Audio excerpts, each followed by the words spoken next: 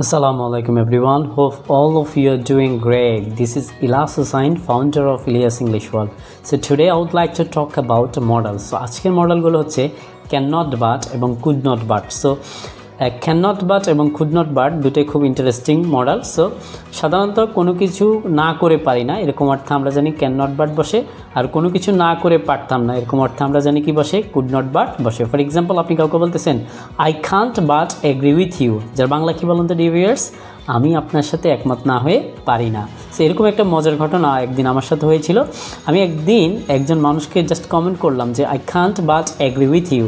তিনি আমাকে ইনবক্স করে বললেন, ভাই আপনি কেন আমার সাথে একমত না? আসলে কি আমি তাকে সেটাই মিন করছিলাম? না, আমি তাকে মিন করছিলাম আমি আপনার সাথে একমত না হয়ে পারি না। সো আমরা কারোর সাথে একমত না হয়ে পারি না যখন এই ধরনের কথা বলবো আমরা কী ইউজ করব? I can't but. এই কথাটাকে আপনি এভাবেও বলতে পারেন I can't help, I can't help. So I can't help reading মানে কি আমি না পড়ে পারি না, আমি না পড়ে পারি না। আর এই কথা এভাবেও বলা যেতে পারে যে I can't but read, I can't but read. So I can't but দিলে কি দিতে হবে? Read. R I can't help দিলে কি দিতে হবে?